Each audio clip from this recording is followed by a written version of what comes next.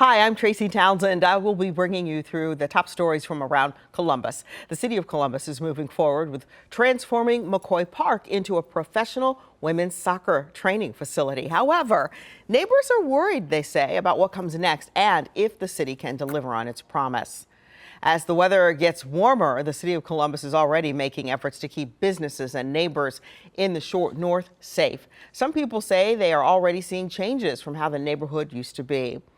Doctors say a Hocking Hills maintenance worker was internally decapitated after an incident at work. We hear from the man on his experience through that terrifying moment and from the doctors who saved his life. Let's dive into these stories and more making headlines across central Ohio.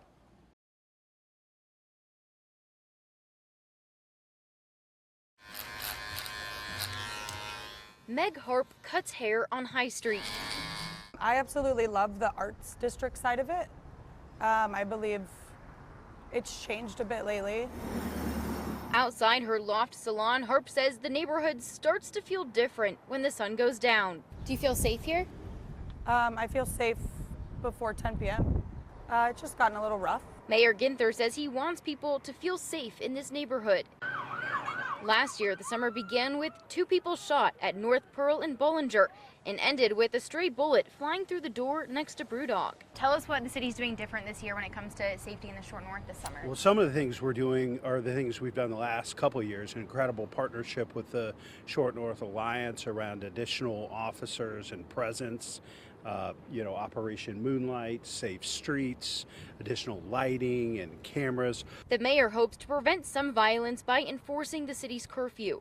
That means kids under 13 must be home within an hour after sunset, and teens 13 to 17 must be home by midnight. Really focused on young people who we see multiple times out here beyond their curfew and putting themselves or others at risk. He's also calling on parents to do their parts. I want you to monitor your kids' social media, monitor who they're hanging out with, who they're spending time with, and check their room and belongings for any weapons. Harp says she wants to see more attention to the neighborhood during the day, so that we regulate the vibe that we want to have all night, all weekend.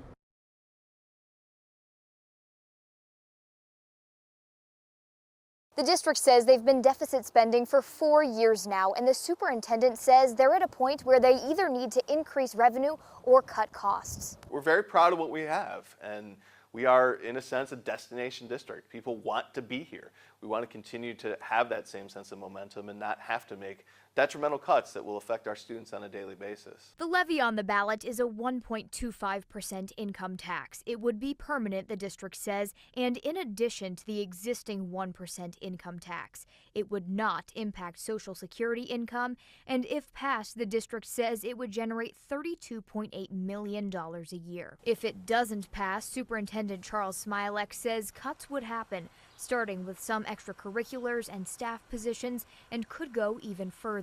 Pickerington parent Jackie Bejas is part of the group Vote for Pick Kids. She says this is about creating and keeping good schools. We don't want to lose more electives or opportunities because of this need. But she says public opinion is split over the issue. Everybody's got to vote the way they've got to vote, but we have to ask, Pickerington, will you support all of the children? Smilek says the district has forecasted about a $14 million deficit in fiscal year 2029, and he says this levy would solve that problem. This would actually take us to a solvent cash balance through 2032 at a minimum, and so we actually project 1,000 more students between now and 2029. So this is really meant to not only protect what we have, but also prepare for the influx of families that we know are coming. The district says the last time they placed an operating levy on the ballot was in 2011. Reporting in Pickerington, Catherine Simon, 10 TV News.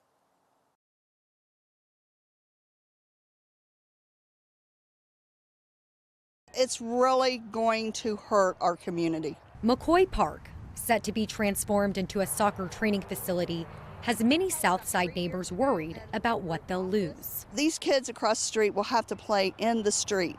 There's no yard there for them to play. Now, a working group made up of city leaders, the team's ownership group, and community members is on the clock to find a replacement. So we've got to get to business right away.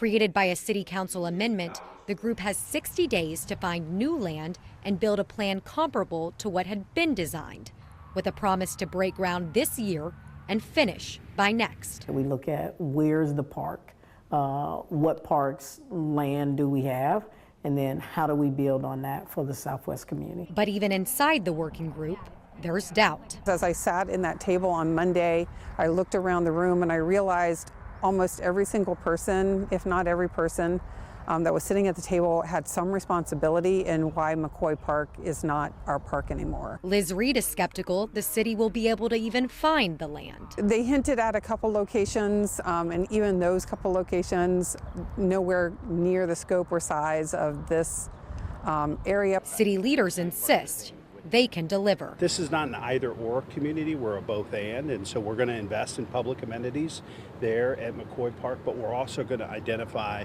another park in partnership with folks on the southwest side. For neighbors living near the park, it's a wait and see. You can't know until it happens. Because a lot of things that were thought to be bad ends up being good. Definitely hope and pray that it doesn't displace everyone that lives here. It really would suck for a lot of people.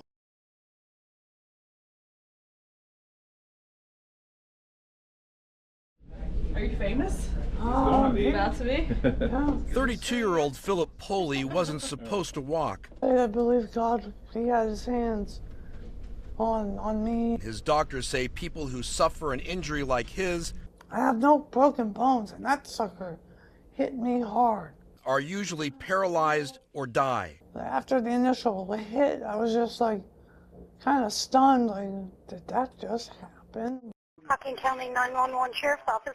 Poley wasn't hit by a car. We just had a maintenance worker there at the park get hit by a tree as it was falling. He's unconscious.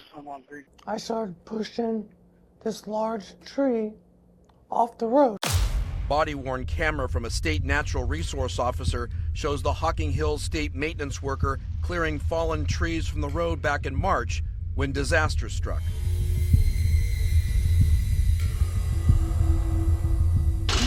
You okay? Hey! Poley's foot is stuck on the gas, pushing the tree branch against his neck. Bill. Before the officer can turn off the machine, the branch, about 6 to 8 inches in diameter, is slowly moving Poley's skull off his spine. Trevor, I need you here now with the chainsaw. If it didn't stop, it probably would have ripped my head off. The tree branch was acting like a guillotine. I don't know what to do. I can't get it off of him. Poley told us at the time he remembers a pop or a crack or something like that, and I had a decapitation. He told us as he sat in the seat of that front loader, he could think of one thing. I'd start thinking of my children because this father was about to lose his world.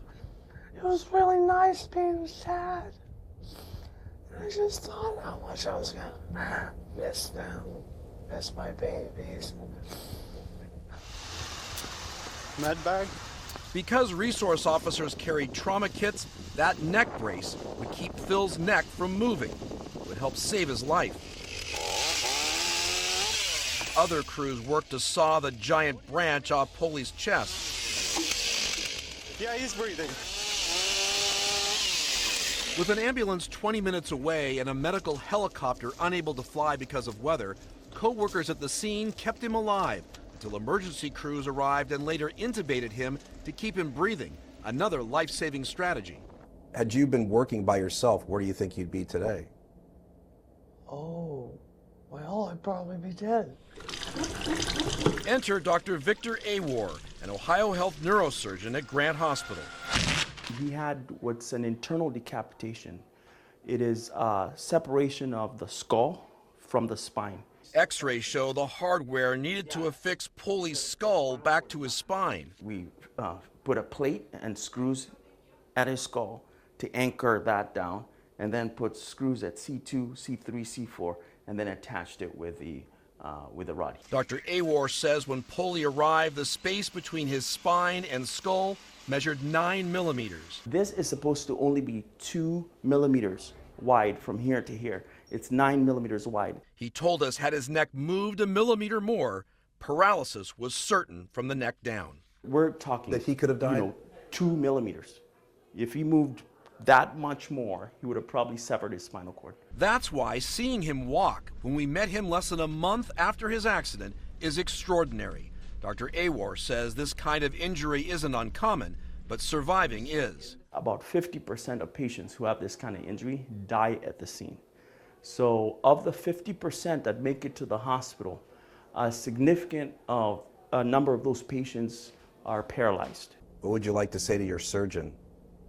Good job. Nailed it.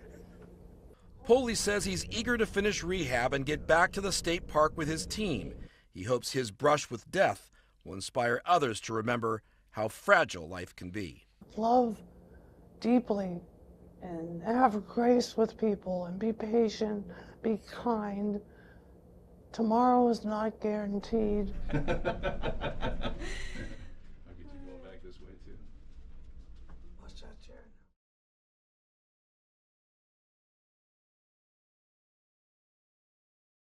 They absolutely saved his life. Tonight, Columbus police say an officer shot twice in Linden after an attempted traffic stop is recovering from his injuries.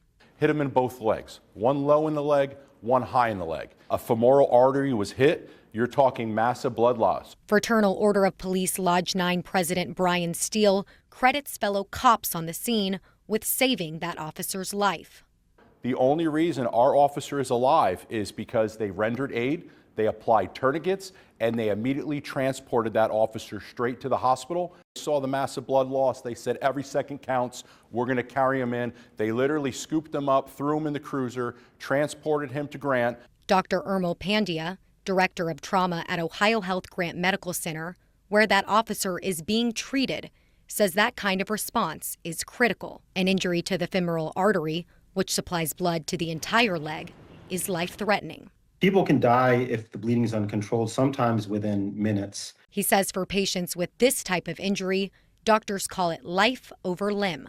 The most important thing is to stop bleeding and prioritize life. Oftentimes that happens in the pre-hospital setting, so we really rely on EMS or sometimes other departments at the scene to be able to control that bleeding. Wednesday night, after the officer was carried into the ER, Steele says doctors spent hours in surgery. Great doctors. They reconnected the artery. Almost instantly, blood started flowing, and he got his color back. He started to come back.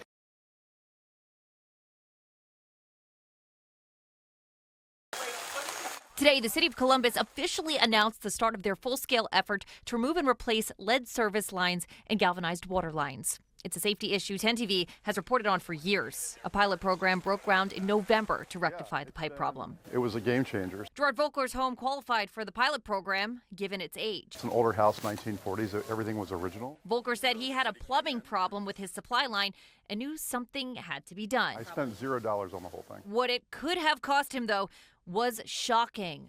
The estimates I was hearing, from searching the internet and checking with other friends, $5,000 to $20,000 of my own cost as a homeowner to replace that line. Hannah Mullen, Community Relations Coordinator, says that the smaller pilot program proved it could save Columbus residents thousands of dollars. Today, the city is expanding the program another 10 years at a cost of $10 billion, fronted by federal and state grants and being rolled into the city's budget. Lead Safe Columbus says this funding is separate from a lawsuit the city filed against lead pipe manufacturing companies last month to help recoup costs. But the work will continue despite the city's choice to file that lawsuit. And we've learned that there is a big need for these updates. These lines can be up to 100 years old. Residents can expect to see this work starting right away. In all, 50 to 60,000 homes in the city will be affected, starting with the Hilltop neighborhood. In Columbus, Ava Hedges, 10 TV News. The district says no other students were on the van when this happened. I did speak briefly to the bus aide today. She says the Board of Education here has directed her not to speak to media about the attack, but she did agree to let us use a photo of her face after the incident. A quick warning, she's recovering now, but the image is hard to look at. This is 65-year-old Rose Hoffman in a photo taken after the alleged assault on April 17th. Her face swollen and covered in bruises. The district shared a message with parents writing on the afternoon of Friday, April 17th, One of our transportation aides was physically assaulted by a student's mother while the student was being dropped off at their residence. I don't understand why someone would do that to such a caring woman. Maddie Johnson is a former Marysville school bus driver and used to work with Rose. She said she was horrified when Rose told her what happened. She said she was dropping the child off at the end of the day, and the parent just got on the bus and hit her one time, started talking, and then hit her 5 more times, and that was it. The motive for the attack, unclear. After the incident, the district says it filed a report with Marysville police. The police department tells 10 TV the assault case remains an active and ongoing investigation. Johnson says Rose is back at work now. She wants justice for her friend. She's okay. She's definitely recovering with the 3 fractures in her face, but she is back to work. She loves being with the kids, so it definitely was a good thing that she was able to go back rather than waiting out the whole school year. Marysville police say they've turned the investigation over to the Union County Prosecutor's Office to review possible charges against the parent. None have been filed yet. Reporting in Marysville, Carla Rogner, 10 TV News.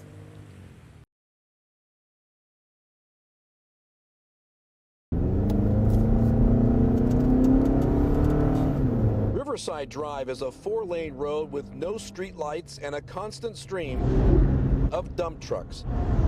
Residents say drivers often exceed its 40-mile-per-hour speed limit. Glick Road is a narrow 2-lane road that's also absent of street lights with a speed limit of 35 miles per hour. Parents we spoke to worry that these 2 roads could soon be the paths their children would have to drive to and from high school if the stories they're hearing are true about moving kids from Jerome High School to Scioto High School as part of a redistricting plan. Definitely the biggest concern is safety. We want to have some faith that our kids can get to school safely. And do you believe the district understands those concerns? I'm not entirely sure. Their concerns rest with traffic safety, but are not connected to any plan the district has made public about relieving overcrowding at Jerome High School. At this point, it's rumor and hearsay from other parent groups, but that is where that is all coming from. The district says, quote, each of Dublin City Schools' 25 schools present unique considerations related to location, traffic flow, and access by road and sidewalk. Student safety remains a central consideration in all decisions made by Dublin City Schools, including redistricting and beyond. Parents say their concerns about safety on the roads was further supported when they read this letter from the Shawnee Hills police chief addressing it to the Dublin School Board. He pointed to concerns about driving on Riverside and Glick roads, especially among first-time drivers. Quote, when you combine that level of inexperience with the known conditions of Glick Road and Riverside Drive, narrow lanes, curves, limited sight distance, higher speeds, and seasonal weather hazards, you are not managing risk, you are increasing it. When he mentions how unsafe that is, that gives me pause. He has no children in the district. He has no other reason to, speak about safety other than he's the chief of police. He's trying to keep his community safe. It was a celebratory day honoring women and recognizing them for their achievements in their industries and in their community. The first time I went to Women of Achievement, I literally sat in the audience and thought, how do you get to this? For these women, this moment represents years of dedication. I dreamed of being able to make impact big enough in our community to be able to be recognized at a level like this. It can start by setting up tables to prepare, and then all of a sudden you're getting honored. This year's YWCA Columbus Women of Achievement are Ohio Health Dr. Deepa Halaharvi, Ice Miller attorney Catherine Strauss, Mount Carmel President and CEO Tawana McDonald, Just Choice founder Molly Ramp Thomas, Bake Me Happy and Preston's co-founder Letha Pugh, and AEP Foundation President Janelle Coleman. We come from all walks of life and we all have different journeys, but we've all overcome something, and if we can be inspiration to other women, especially young women, to know that they can overcome obstacles and reach their goals, then that's what this is for. Inspired by others and inspiring others. I have sat in that audience for 15 years, and 15 years just kind of kept my head down and continued to work, but all in the spirit of what feels good to me. And what feels good to me is work that impacts the community. This year also marks YWCA Columbus's 140th anniversary. Catherine Simon, 10 TV News.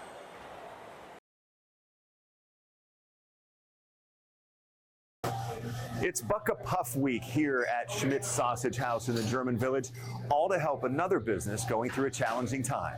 Which one do you want? This one? I think I'm going to do the peanut butter one. Cream puff after cream puff comes out of the case. I'm from Montana and I've come 2,000 miles just to have that. And into the waiting hands of hungry customers at Schmidt's Sausage House. I'm actually getting one of each and taking them to my family. Which one's your favorite? It honestly depends on the day and what I'm craving for the day. They're a legendary dessert here in Columbus, Ohio. A legendary dessert being used as a fundraising delicacy. We are going to be donating $1 for every cream puff that the restaurant and the food truck sells. Dollar after dollar adding up to help the employees of the Thurman Cafe. A fire 2 weeks ago damaged Thurman's badly enough to keep it closed for a while. This is just so sad. So Schmidt's is stepping up in a sweet way. Some people might think, oh, Thurman's, Schmidt's, rivals. No, we support each other, we love each other, and we want to make sure that they're taken care of. During a difficult time for Schmidt's, just weeks after they lost co-owner Matt Schmidt in a house fire. You know, after Matt's passing, the support that we received from the community was honestly mind-blowing. Now an opportunity to support a fellow business going through a difficult time. I don't have a figure in mind. I'd like to say in the thousands would be sweet. Do we order the cream puffs here? Sweet treats for generous customers like sisters Sherry Hill and Stacy Griffith. What motivated you to buy them? To give back to my community where I grew up. Honestly, probably the vanilla. Joshua Alexander bought 3 puffs and a slice of cheesecake. Been really good friends with all the staff that work there. Tony Ruggiero from Montana is visiting family, enjoying company and cream puffs for a cause. So that's a double blessing. What are you going to do? The German Village has given us and my family so much that whatever we can do to give back, we are more than happy to. The Buck-a-Puff fundraiser goes all week here at Schmidt's through next Sunday. In German Village, Doug Petcash, 10 TV News. That's a wrap on this week's edition of Around Columbus, your look at the stories shaping Central Ohio. Thanks for spending time with us. Stay safe, stay informed, and we'll see you next time. Don't forget, you can always get the latest updates on the go with the free 10 TV News app.